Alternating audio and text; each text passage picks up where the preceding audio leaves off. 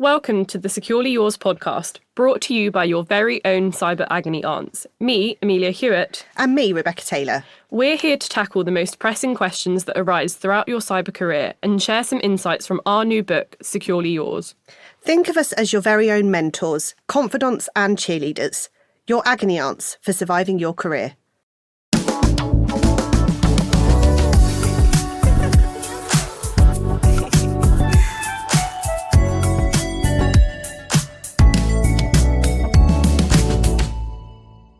Hello and welcome back to the Securely Yours podcast. I'm Amelia. And I am Rebecca.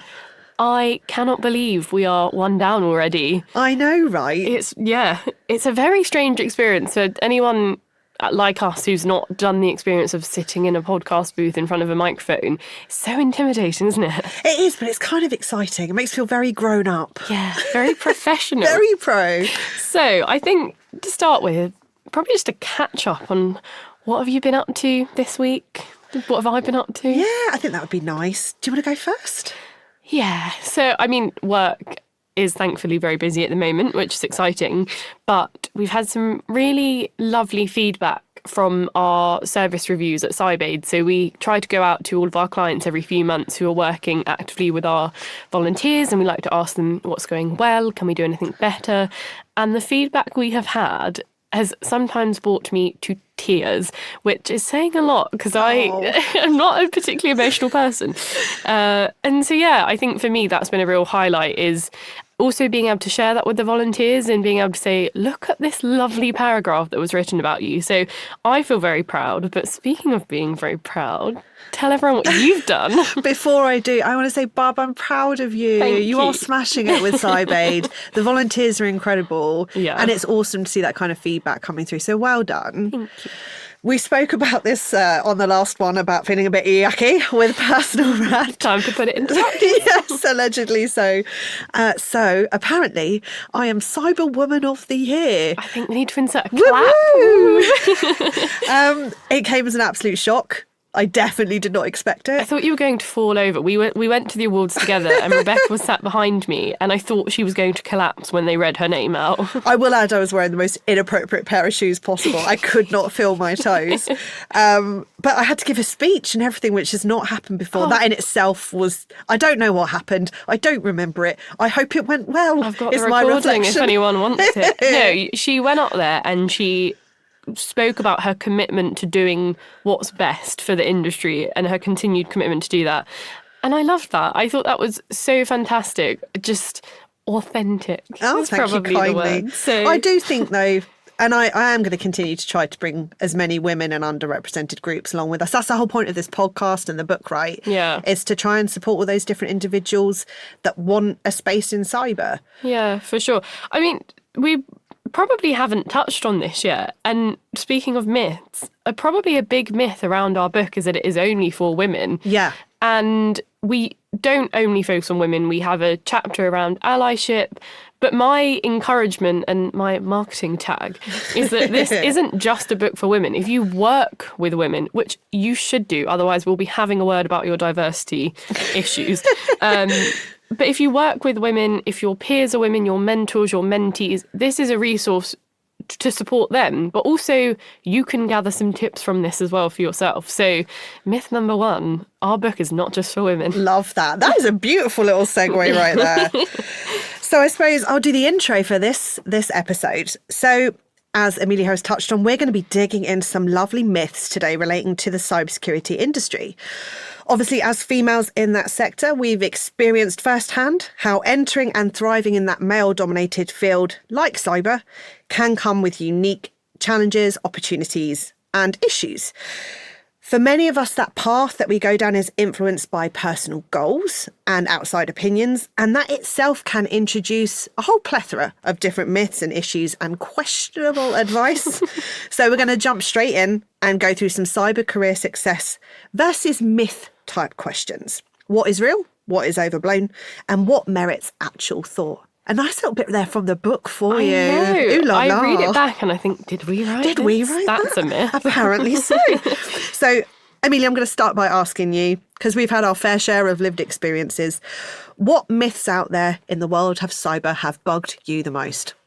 I mean, the massive one, and I think we're going to come to it later on, is whether or not you can have it all as a woman with a career in cyber. So we will come back to that. A little tease for you. But the one that's always stuck with me throughout my career is the whole conversation around what skills you need to work within cybersecurity and to be an effective cybersecurity professional. And the age-old myth is that you need to be technical or come from a technical background to work within cyber, to do well within cyber, which I find really interesting as someone that definitely came from a technical background but has sweet FA technical skills. And I think it's quite interesting because the way I've always approached it or tried to communicate it is that you don't need to be technical, but you need to have an appreciation for technology. So you need to understand what you're trying to defend against in order to do so effectively. That doesn't necessarily mean, for example, networking. You don't necessarily need to know specific port numbers of every port, and you need to know how to safeguard specific network channels in OT and IT infrastructure. That might just mean you need to understand what the key defences are for that type of technology and whether or not they're appropriate in those environments. So the key one being something like firewalls in OT environments. There's so much conversation around whether or not they're effective or whether they cause operational issues. But I don't need to have a deep understanding of technology to know that. I know that because it is proportionate to my role. So I would definitely say, no, you don't necessarily need to be technical. You need to be open-minded about technology and open-minded about learning. I think what actually makes a really good cyber professional is a varied, very varied skill set. One, we always talk about, and I come from a consultancy background, so I'm talking maybe more to that. But stakeholder management is key. I grew up with a twin sister. I can argue like the best of them. I can be diplomatic if I need to be. And I think that's really important. And so quite often when people transition careers into cyber, a lot of what I hear from mentees is that, well, I'm not technical, but okay, you've worked in a role managing complaints. So you're very good at communication and you're very good at being diplomatic and you're good at solving problems. That's what we want in the industry. And I think it's important to remember that if we were all the same and we all had the same skill set, we would be a really weak defence. Absolutely. Because hackers, adversaries don't all look the same way. So why do we expect that professionals do? Now, I'll just hop off my soapbox there.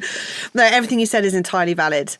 I mean, I feel like I'm a bit of a poster child for not coming from a STEM background. I'm an English graduate at heart. I like to write poems when I went to university, and I started in industry as a personal assistant. So I have not gone down this traditional STEM pathway. I felt the doubts that come with that of, do I need a technical qualification? Do I need to study up and do a degree in cyber? And I can quite comfortably say right now that I really don't think I do, because I flourish and I'm happy and I'm doing well without that. Yeah. But it is that appreciation of those around you who do have technical skill sets, that understanding and appreciation of technology and how that relates to the field of cybersecurity. Sure. That's what counts and that's what adds up. But I love your point about the fact that the bad guy, the adversary, are from mixed backgrounds, mixed demographics, mixed genders, mixed lived experiences. And if we really want to defend and protect against the threat, we need to have that representation in our workforces. Sure. So bringing those different backgrounds ourselves, bringing those different experiences is what's going to help us best protect, detect and respond. Oh, the NIST framework. I like that. We sound so professional today. So, just to recap, similar to the style of our book, we have asked our mentees and peers in the cyber industry to share their most pressing questions with us. And so, in true agony aunt style, we will attempt to address them and see what advice we can offer. So, our first question, Rebecca, is what emerging or future skill sets do you think would be good to add to my repertoire to get ahead of the game? Repertoire?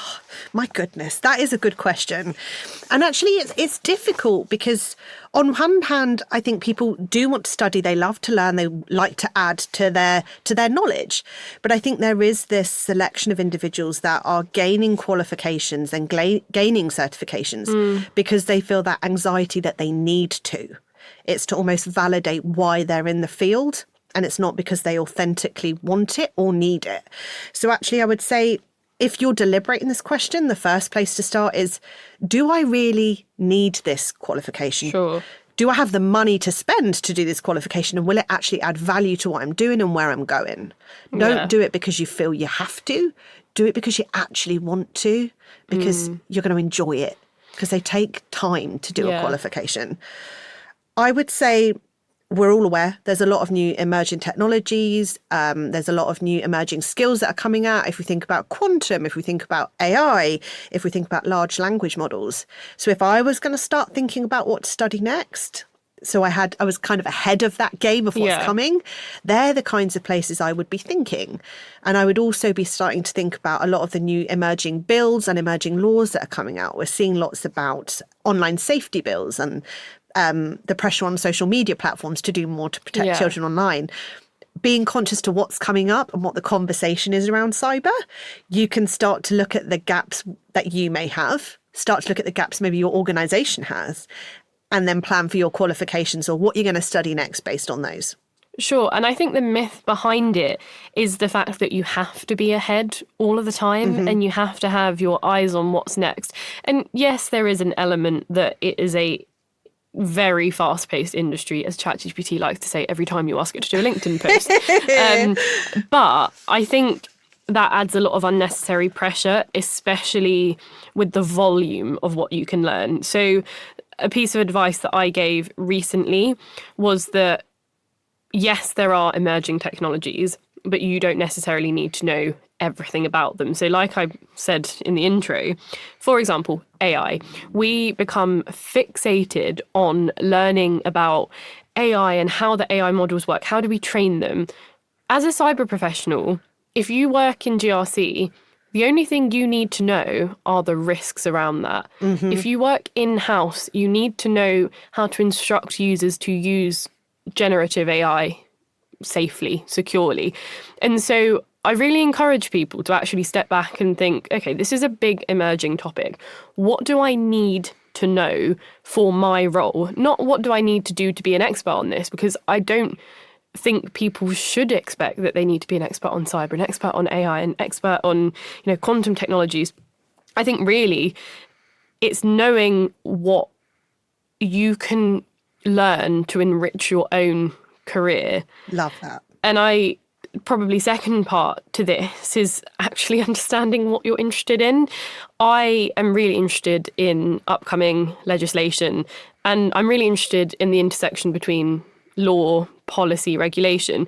And so I'm starting my master's at the end of the year in law because I'm fascinated by it. And I think it's something that as we start to see more around cyber resilience coming into legislation, I'd love to know how that happens. That isn't necessarily going to get me ahead of the game, but it will give me that appreciation of how those things happen in order to be able to translate them better for my clients. Again, that links to what I do. So yes, there are loads of courses you can do. And yes, being ahead of the game is great. But I also think it is partially about enjoying it as well. Totally. I mean, if you see something and you're inspired and you want it, go for it, 100%. If it is going to make you feel stronger, better, if it's going to give you future opportunity and you see that and that's part of your career plan, own that. We totally advocate for that. But you can just enjoy the moment. You don't have to be fighting to keep progressing and developing. It is okay to be where you are and just be happy. That is okay. But it's tricky. It's a myth, isn't it? That you have to keep learning. You have to keep developing. And it's exhausting. It's absolutely exhausting. No, it completely is. And I think it's very easy to be your own worst enemy in an industry like ours, where there is so much happening all of the time. And you don't need to know all of that. You could spend 24 hours a day studying cybersecurity and still not be, clued up on everything going on around you. I would encourage, in terms of staying ahead of key things that are going on, set up alerts for specific keywords in your browser for news stories so that you're getting consistency in the information you get and you're getting to know what's going on without needing to take time out to necessarily study those things or get ahead, because we don't all have time to do that. We all have lives. Some of us have families, some of us have hobbies and things. And so I think our perception of how we can get ahead needs to be shifted away from concentrated studying, she says, as she just spoke about doing a degree, but to more micro pieces of information and that consistency over volume. I love that. I think that's a very good point. I think you ended that beautifully. So I guess we'll go into the next question if you're comfy. Sure. So the one I want you to share your wisdom on. I'm interested in cyber, but the roles seem to be limited. Is there honestly more to cyber than policies, crisis management, and pen testing? Go. I feel like I need that noise, like the X. No, I mean, it's so interesting, and we've spoken about this in the past, is that we all remember being given that talk at school where they say 90% of the roles you'll be doing in 10 years don't exist yet. And it is so true. Yes, it is. I look at some of the things I talk about at work and they didn't exist when I was at school. And also cyber wasn't really a career option for me. So I very much believe that this limited perception is quite a systematic one. So education around STEM careers is still very geared to men and to boys, which is why I didn't feel that it was accessible. But also the perception of cybersecurity is often within schools is that you will be a coder or a hacker or something like that. Like, I didn't know what GRC was. I didn't know what assurance was. And so I would firstly say it's okay if you feel this way, because that's kind of just the messaging we give off. Yeah. We're not great marketers. But to actually answer the root of the question is, yes, there is more to the industry. There's so much more to the industry. Shock. Because I think we often associate really reactive cybersecurity to being what cybersecurity is. So incident responders, that kind of thing. Whereas proactive cyber has so much to offer, be it at a policy level, be it at a risk level, governance, all of those sorts of topics. Communications is another thing. Threat, a huge topic. Within the domains of cybersecurity, there are hundreds, if not thousands, of roles that all work a little bit differently and do different things. And so I'd really encourage checking out resources. So organisations like SANS, Cybersecurity Council, they have ideas for following those traditional pathways, if that's what you want to do. But if you look at those and they're not for you, get online, get on LinkedIn, see what others are doing, see what their career paths have looked like, what roles are they doing now, because it will open your eyes that there is so many interesting things going on.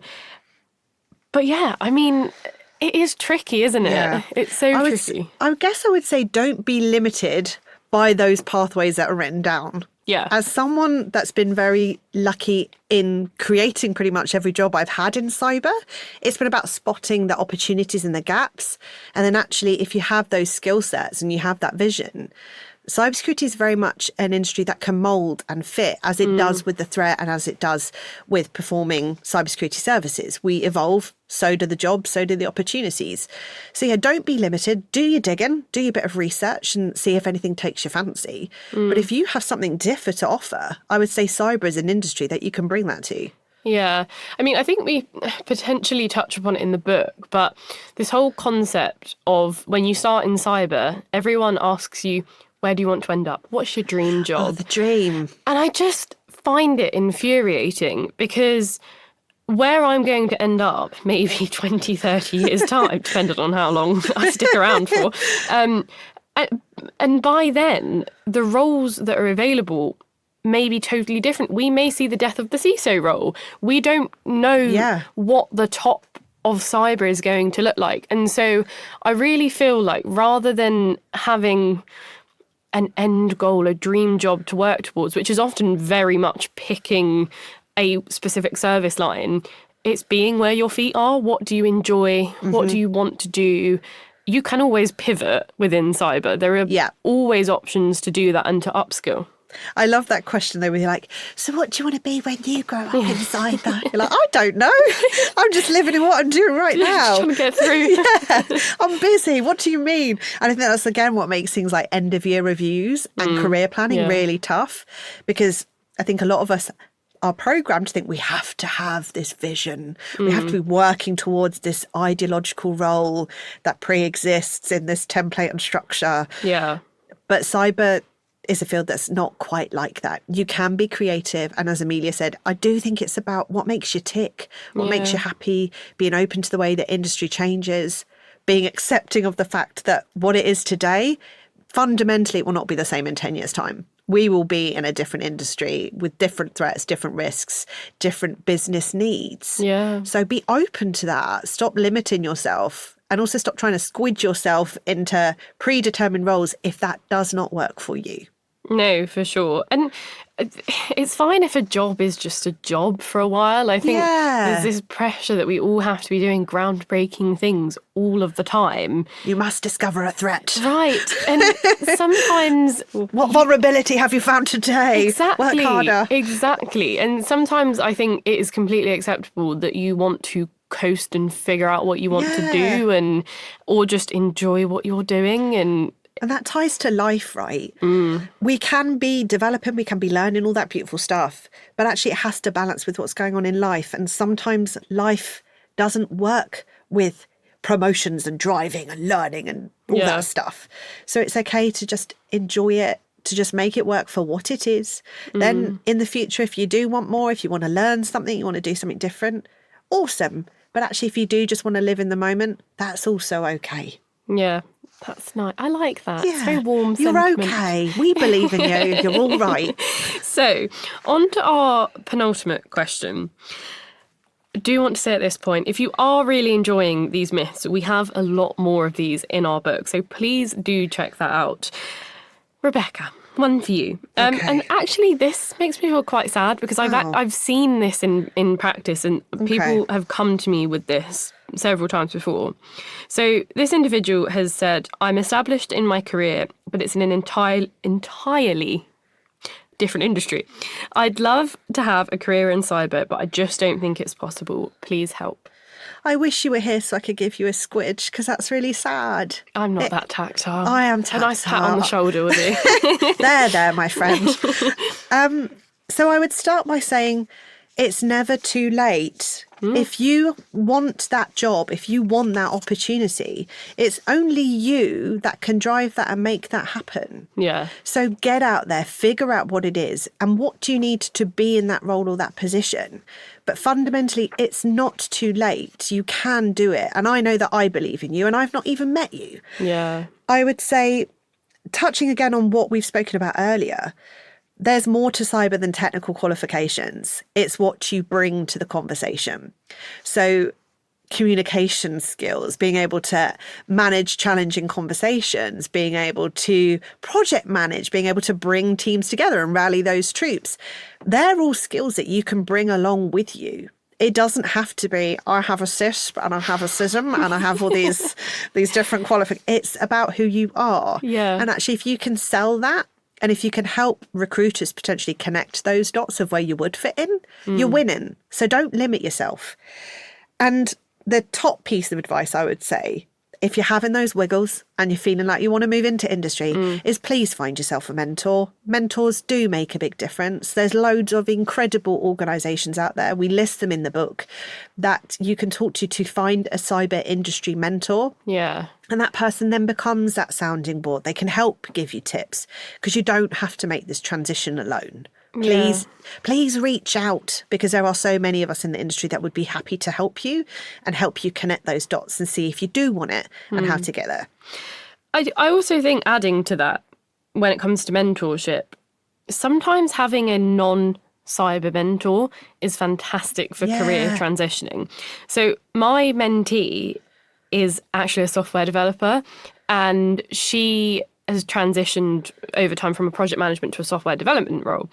And when we initially met, I sat there and I thought, I don't know how I'm going to help you with this. I don't know anything about software development. I don't know anything about coding.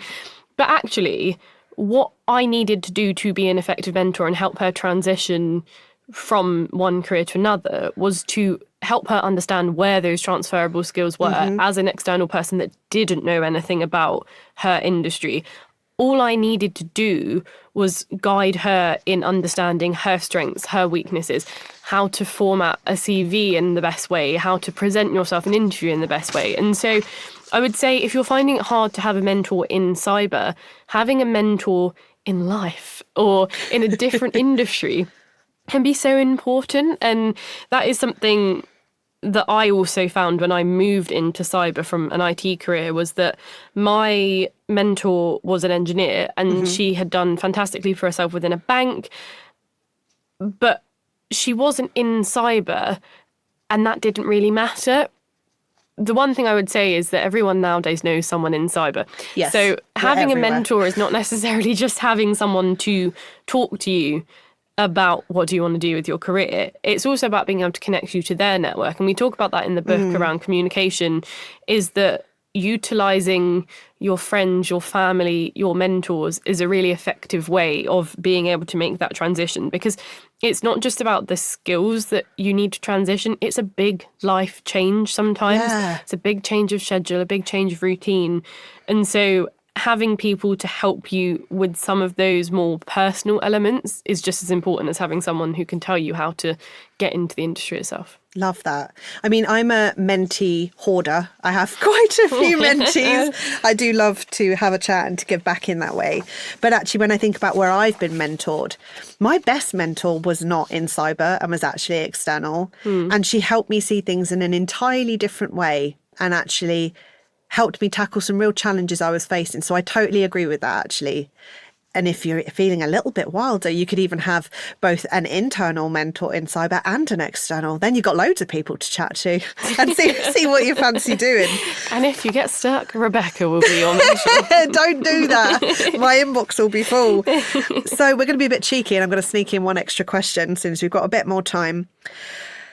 So I'm going to let you grab the bull by the horns with this one. And it's a big old question for you. Can we really have it all as females in a male-dominated industry? You can't see, but I just rolled my eyes She quite did. dramatically. At every women's event, International Women's Day, this question comes up, and I find it infuriating. I absolutely hate it, because the bottom line is nobody can have it all. You cannot be everything to everyone all of the time. I want you to remember that. Say it in front of the mirror, say it to yourself, say it to your friends. You can't have it all. And I think as women, we have a lot of pressure on us to juggle our families, having a social life, having a career. And a lot of how the worldview has changed in terms of women is encouraging us to have careers and encouraging us to take up space in professional spaces. However, that isn't for everyone, and it can put on a lot of unnecessary pressure for us to believe that we always need to be doing those things. And that takes such a toll and a cost on your mental health. So there are so many other things I could have said, and I could have said that in perhaps a lot more sweary fashion. So I'm glad I did that quite diplomatically. I think it's really key to define what personal fulfillment actually means to you as an individual. So having it all for Rebecca will not look the same as having it all will for me, because we are different people with different experiences. Trying to shift away from the perspective of having it all meaning the house, the family, the big job, the big social life, the dinner parties, all of those things, the dog. I think if there are elements that you really specifically want that would make you feel like you've made it, that's what you should be working towards. That's what you should want to have.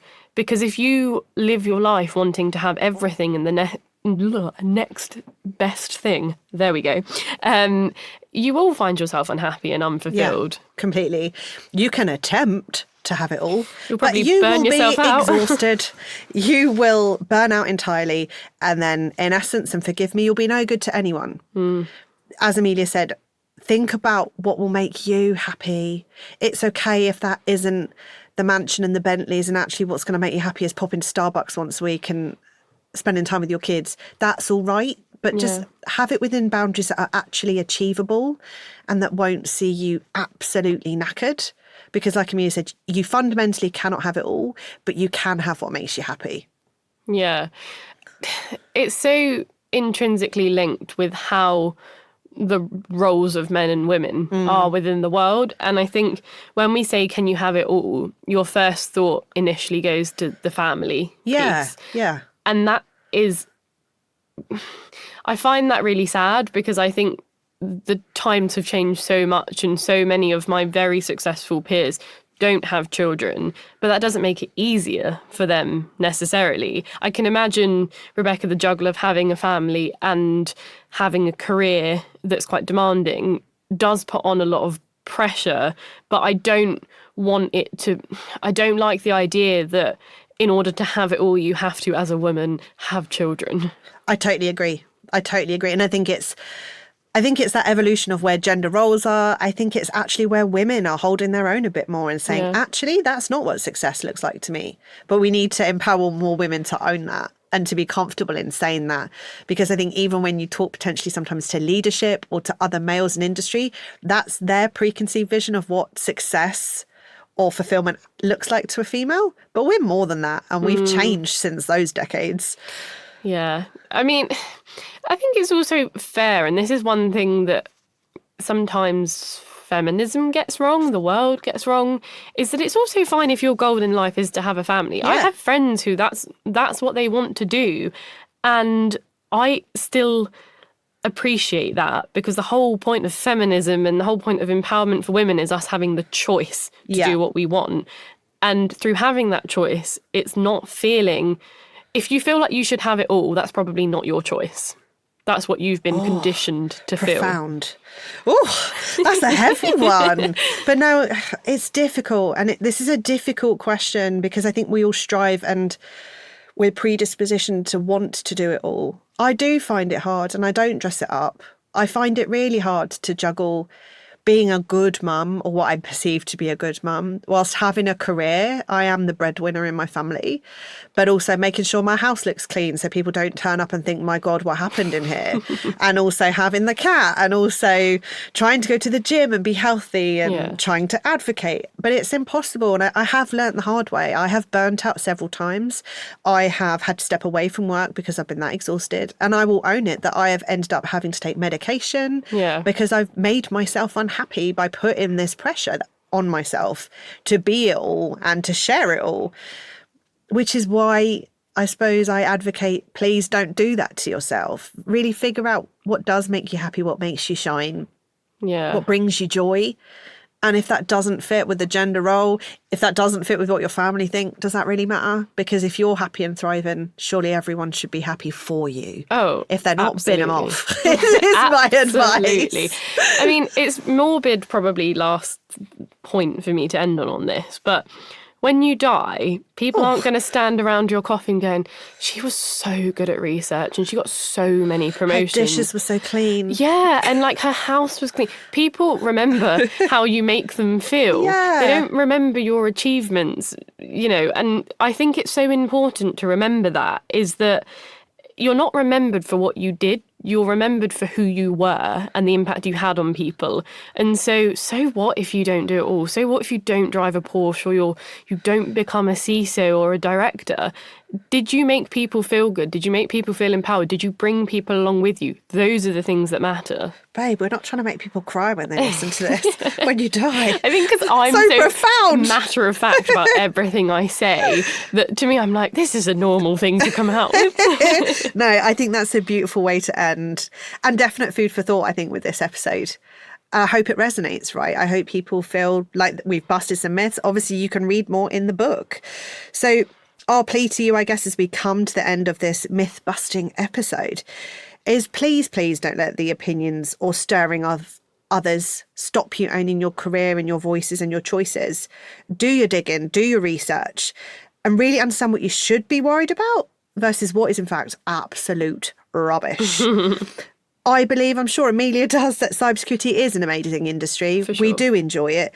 And there is space for everyone, regardless of gender, sex, age, ethnicity, sexuality, or background. Us, alongside lots of other people, are waiting for you with open arms. Oh, that gave me goosebumps. Oh, Bob.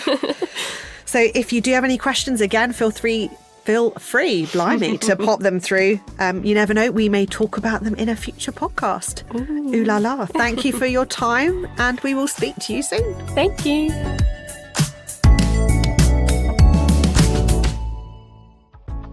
Thank you for listening.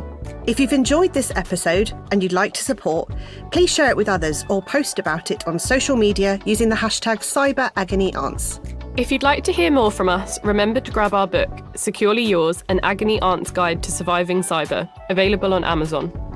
Finally, a big thank you to Matinee Multilingual for bringing this pod vision to life. Keep smiling, keep shining, and we'll see you next time on the Securely Yours podcast.